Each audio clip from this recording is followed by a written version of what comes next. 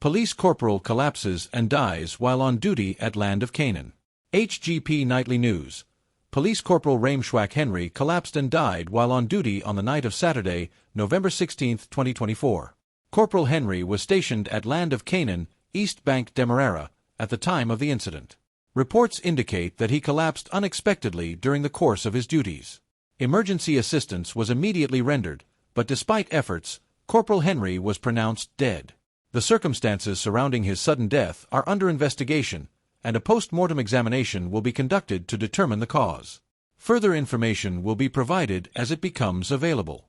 13-year-old hospitalized after road traffic accident in Sophia. Newsroom.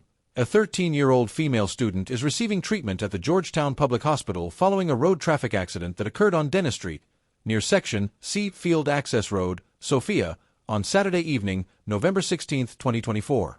The incident happened around 2000 hours HRS and involved a motor car, #PXX8265, driven by 21-year-old Timothy King of B Field, South Sophia, and the young pedestrian. According to initial police investigations, King was driving east along the northern lane of Dennis Street when the teenager crossed the road from south to north, emerging from behind a parked vehicle. The driver was unable to avoid the collision, and the car struck the girl as she stepped into its path. The impact caused the young pedestrian to fall onto the car's windshield before landing on the road. Bystanders, along with the driver, immediately rendered assistance, transporting her to the Georgetown Public Hospital. The teenager was conscious upon arrival and is currently being treated for head injuries. Her condition has been reported as stable. The driver, Timothy King, is in police custody and is cooperating with the ongoing investigation.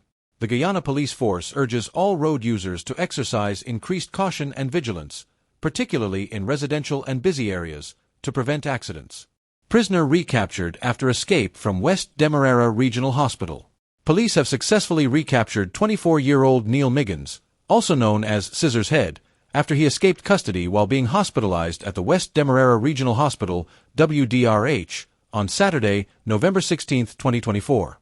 Miggins, a resident of Sisters Village, West Bank Demerara, was under police guard in the male surgical ward of the hospital. He was in custody for multiple serious offenses, including robbery under arms and rape. According to reports, at approximately 9:30 HRS, Miggins requested to use the restroom. While there, he managed to free one side of his handcuffs and attacked the police officer guarding him with a sharp metal object. Despite the officer's resistance, Miggins overpowered him and fled down the hospital stairs. The police were immediately alerted, and a search operation was launched.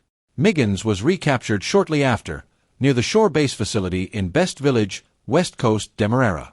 He was subsequently taken to the Parfait Harmony Police Station, where he remains in custody pending further investigation. Miggins is expected to face additional charges related to his escape later this week.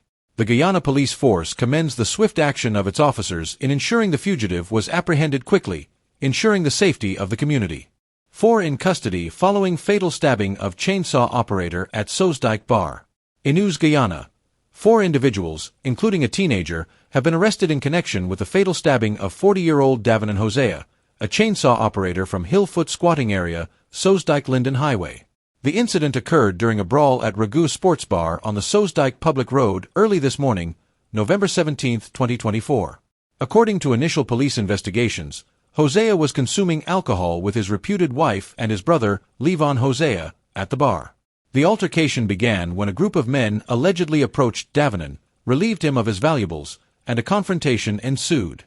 Following the confrontation, the brothers attempted to flee the scene but were pursued by the group. During the pursuit, the suspects caught up with Davenan, resulting in a scuffle that ended tragically with multiple stab wounds to his face, chest, and abdomen. Levon Hosea later found his brother collapsed on the Hillfoot section of the Soesdyke Linden Highway. Davenan was transported to the Diamond Diagnostic Center, where he was pronounced dead on arrival. Police have since reviewed CCTV footage from Ragu Sports Bar, which captured parts of the incident. An intelligence-led operation led to the arrests of Kevin Grandstewart, 24, of Victory Valley Road, Timeri, found in possession of a black Rambo knife. Rodwell Fraser, 21, of Victory Valley Road. Dwayne Bascom, 25, of Caracara, Linden. A 16-year-old from Victory Valley Road, found with the deceased's cell phone. The suspects are currently in custody assisting with the investigation. The body of the deceased is at the Memorial Gardens funeral home, pending a post-mortem examination. Police investigating alleged murder of Mahaica woman. The Guyana police force is investigating the alleged murder of 28-year-old Thirteenyearold Modi of supply squatting area, Mahaica, East Coast Demerara, ECD. According to reports, on the evening of November 14, 2024, at approximately 2100 hours HRS, Ms. Modi sustained serious injuries after being attacked in her yard by the suspect, 26-year-old Urim Dorbasa, also known as Anil, a laborer from Belmonte, Mahaica. The incident involved a domestic dispute, during which the suspect used a cutlass to inflict 2 wounds on the victim, one to her neck and the other to her arm. Following the attack, the suspect reportedly ingested a poisonous substance. Both individuals were rushed to the Georgetown Public Hospital Corporation, GPHC, for medical treatment.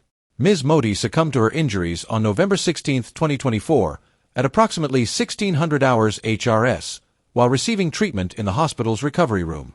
The suspect, Mr. Dorbasa, also passed away on the same day while under medical care at GPHC. Further updates will be provided as new information becomes available.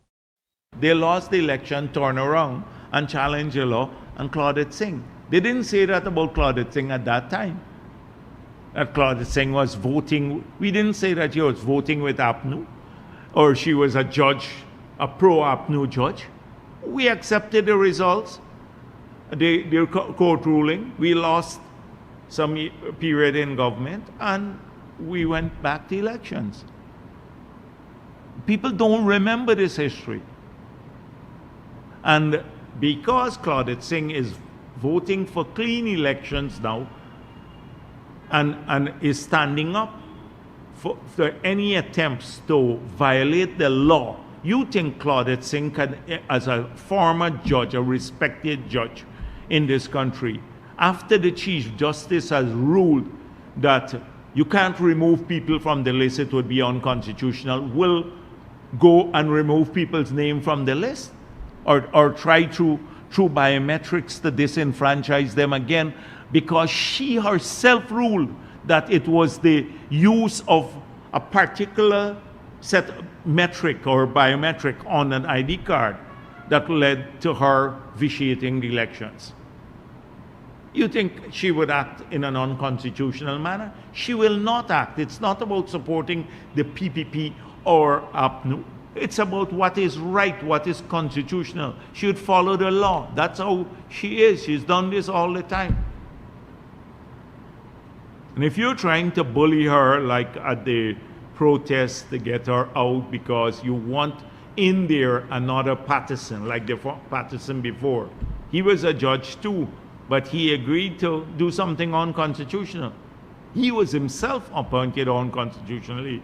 And then the CCJ had to rule, and he had to be removed on the matter. So this is an attempt to bully Claudette Singh, and that's how APNU works. And then all of these misleading, very misleading statements from people like Vincent Alexander.